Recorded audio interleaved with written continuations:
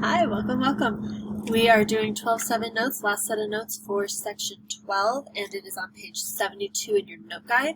I kind of like this section because I just like this section. It elaborates on our scale factor. So we already knew that our scale factor is a reduced ratio of A to B. Then the ratio of the perimeters is A to B. Ratio of areas is going to be A squared to B squared. Ratio of volumes is then going to be A cubed to B cubed because volume is cubed. So I like to write that out to the side almost every time just so I have some type of routine and pattern. Scale factor, ratio of perimeter, ratio of area, ratio of volume. I know that my scale factor is my reduced ratio, so it's A to B. My ratio of perimeter is going to be the same, A to B. Area is always squared, A squared to B squared, and volume is always cubed, A cubed to B cubed. So if I remember that, I'm going to be in a pretty good spot. Well, before we use any of these, first we want to decide whether the two solids are similar. If so, we want to compare the surface areas and volumes of the solids. So, if I want to know if they're similar, I'm going to compare their ratios, their reduced ratios. So I'm going to set up three proportions because I have three sides. Now, in order to make sure that I set up the correct corresponding side to each one, I'm going to put them in order from least to greatest. So I'm going to say, okay, let's say I have it, the 2, 4, 6.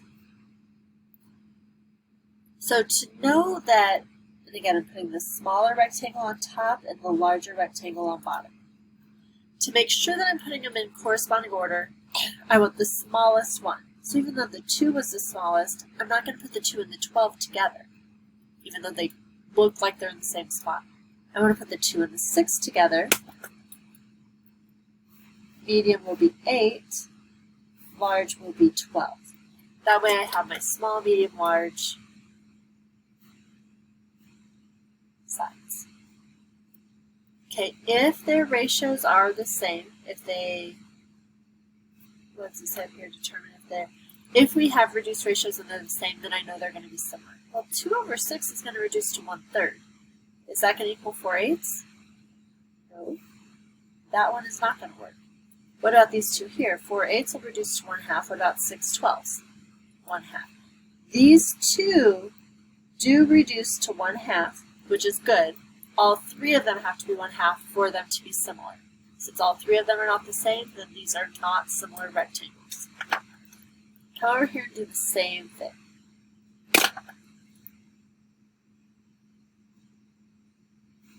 So because I like the small one on top.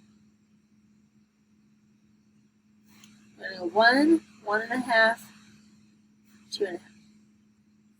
My smallest side here will be 2, medium will be 3, large will be 5. If I look at these, 1/2 of 3 is 1.5, half of 5, these are all the same. These all equal exactly 1/2. They are congruent, so that means that these two rectangles are similar. I've put it between. Well, it then asks me to compare the surface areas and the volumes of the solids. So I know that I'm going to make my list. Scale factor is the same as ratio of perimeter, ratio of area, ratio of volume.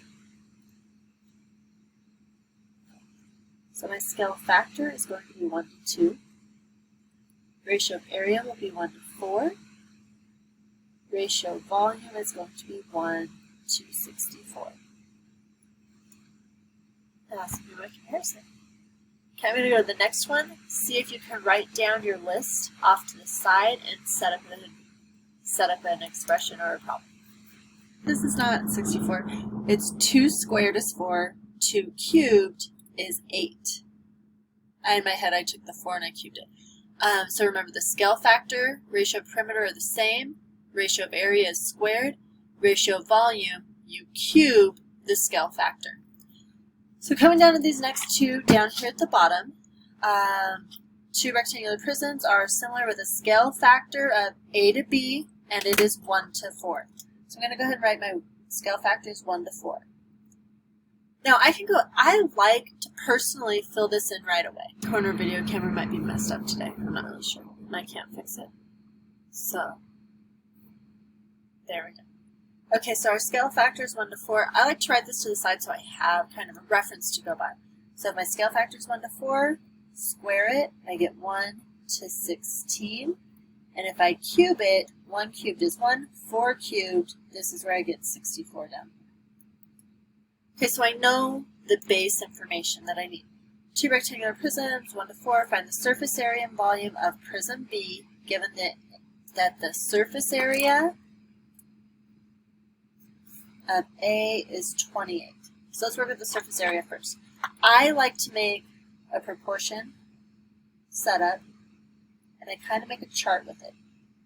Here is my, because it's surface area, my ratio of area, and I'm going to put it A to B. So my ratio of area is the 1 to 16. I know that the surface area of A is 28. So the actual surface area goes over here, and it's 28. Does it go on top or bottom? Because it's A, I'm going to put it up here on top. I'm looking for the surface area of B. So I can cross multiply, divide, I end up with the surface area of B is equal to 28 times 16. Multiply those together, we get 448. Surface area is going to be feet squared. And we're done. So I like being able to set up that proportion. You can make sure you're consistent, make sure you set it up correctly. Do a similar setup over here for the volume. So volume of A is 8.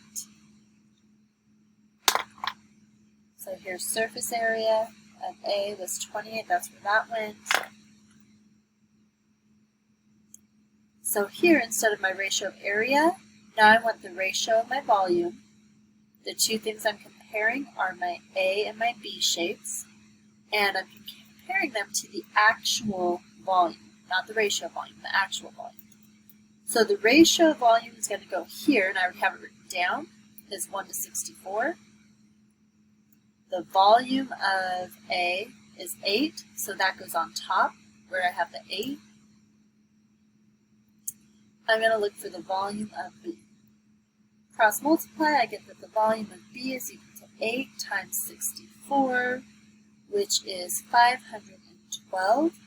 Volume is feet cubed. There we go. So I like setting it up and making that little, like, I don't know what to call it, but I create that thing around the side so I can fill it in. Here I have two cubes, have volumes of 64 to 1,000. Find the scale factor and the ratios. Well, my volumes here are 64 to 1,000. This is not reduced, but it is volume, so I know that if I want to reduce it and find the scale factor, I am going to cube root it, because volume is cubed. I'm going to take the cube root of 64. The cube root of 64 is going to be 4. I'm also going to compare that to the cube root of 1,000, which is going to be 10. If you want to do cube root on a calculator, let's say, I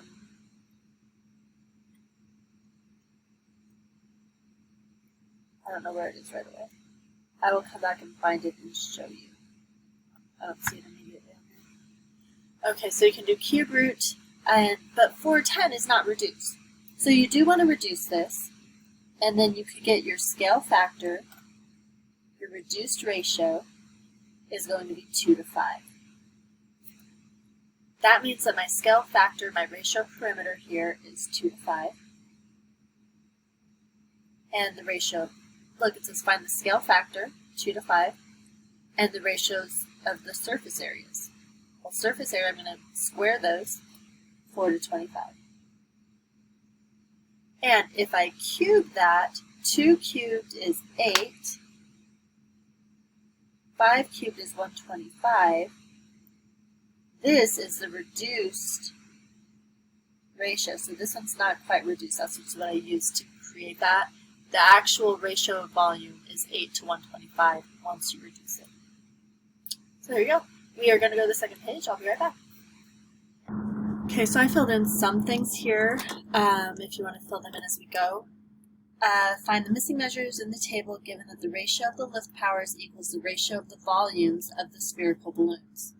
Well, if the diameter of the balloon is 4 and 10, I need the radius. Radius here is going to be 2. Radius here is going to be 5. Those are my ratios. That is reduced. So, my scale factor ratio of perimeter is going to be 2 to 5. Again, I like to fill these in so I have them written down, and I don't have to think about them later or figure it out. Ratio of area is going to be squared, 4 to 25. Ratio of volume, 2 cubed is 8. 5 cubed is 125. Okay, so it says, given the ratio of the lift powers equals the volumes of the spherical balloons, I need to figure out the volume of the spherical balloons. So, 4/3 is the formula for volume. 4/3 pi r cubed. For the first one, it's going to be 2. For the second one, it's going to be 5. 2 cubed, 2 times 2 times 2 is 8, times 4 gives me 32 pi over 3. It's volume, so it's p cubed. Okay, down here, 5 cubed is 125. 125, 250, double, I get 500. So I get 500 pi divided by 3 feet cubed. Here are my two volumes. Technically, they go here. Right in this column here. I'm not going to write it. So, what I want to do is I know that the ratio of the volumes of the spherical balloons is equal to the lift power. I want to figure out that lift power. So if I know that now, I know the volumes, the ratio of the volumes is 8 to 125. And then the lift power over here, I know the lift power of the small one, so the lift power here is 2. I want to figure out the lift power down here for the larger one. So I can set up a proportion. I'm going to cross multiply and divide. So I work right here. I get 8 times the lift power. 125 times 2 is going to be 250. Divide both sides here by 8. That is divisible by 4. No, divisible by 2. Bringing you back to 125 over 4. 125 over 4. You can, that's a fine answer. You can also go 4 goes into that 31 times and 1/4 pounds. So either of those answers will work. So you found the volumes here, and you found the lift power here for that bottom one. Again, this is a problem that is above and beyond. A lot of what we're asking you is something similar to ones up front here. These ones I think are more straightforward. Those are more closely, those look more closely to ones that you're going to see. Okay, so here, two similar punch bowls have scale factor of 4 to 5. Again, I like to make this chart every time so I have my numbers. Scale factor, ratio of perimeter, 4 to 5. Square that, I get 16 to 25. Cube that, I get 64 to 125. So I'd like to see that. The amount of concentrate to be added is proportional to the volume. So I have to look at the volume. How much concentrate does the smaller bowl require if the larger bowl requires 32? So if the larger bowl requires 32, that goes down here at the bottom. I want to know how much concentrate does the smaller bowl require, and I know that the ratio of volume is 64 to 125. So again, pause these, try to set them up on your own, see if you can do it. Cross multiply, divide. I get 125 times C equals 64 times 32. I get 2048. Divide both sides by 125. I get that the concentrate is 2048 divided by 125. I get about 16 and 48 125s. 125ths. A decimal, 16.38. So about that. I don't know what the units are here. Ounces? Ounces. Ounces right there. Okay, there we go.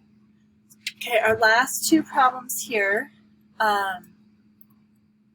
Find surface area and volume. So this should be a review if you can do it. The first one is a little bit tricky because this doesn't show us in three-dimensional. But it says rotate the triangle around x equals 6. So if x equals 6 right here, and you're going to rotate this triangle, say, I don't know if you can see me, but if I have this triangle here, I'm going to rotate it around. What shape is going to be created if you rotate a triangle around in a complete circle?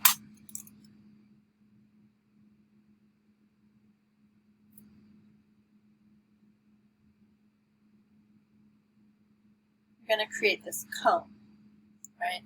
So we create this cone if I rotate this around 360. I write the letters down, and then I want to write my formulas off to the side as I remember them. Hopefully, if you're already looking, obviously you're looking. Pause it, don't look. Do you know any of those on your own? Can you fill them out on your own? I fill them out so I make sure I'm not making any silly mistakes. If this is 6 and this is 9, I need to find my slant height.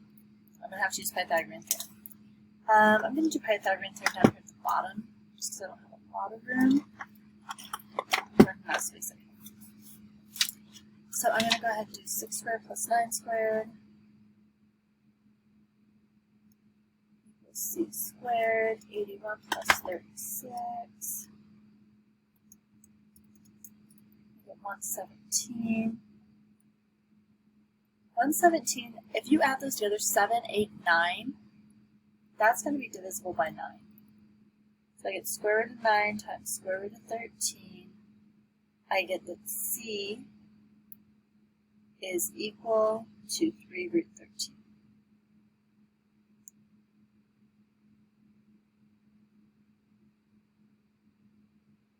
Oh, what is going on here?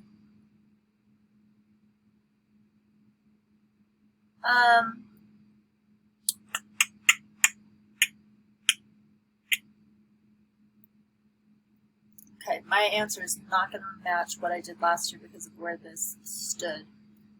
This is a little bit different from the problem I had last year. My slant height here is 3 root 13. My circumference, 2 pi r. R is 6. 6 times 2, I get 12 pi.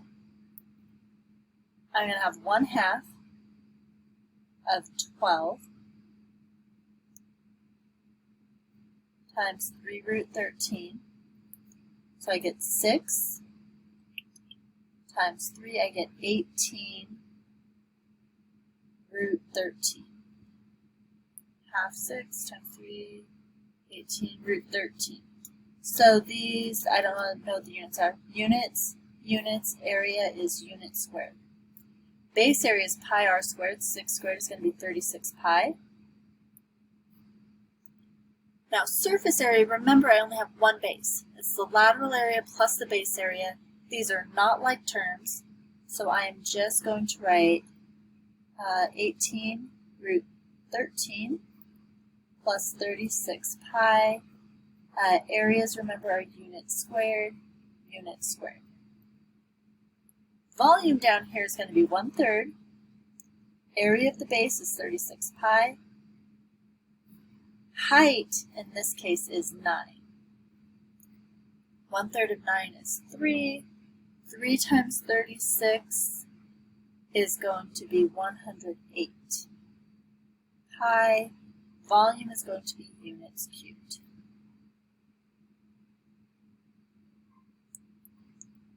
Okay, so this problem is a little bit different from the one we had in our notes last year, but I'm pretty sure no mistakes. Check over that just in case I did something quick and silly. Over here, we're going to do kind of the same thing. This time, though, what is the height? We have to decide, this is a prism. A prism has 2 bases. What are the bases in this case? When we look at it, the bases are these 2 triangles, which are not at the bottom. You want this little rectangle to be the base, but you need 2 congruent bases for a prism. So your bases are these 2 rectangles. So keep that in mind. When you have the bases and they're standing up, the height is the distance between the 2 bases.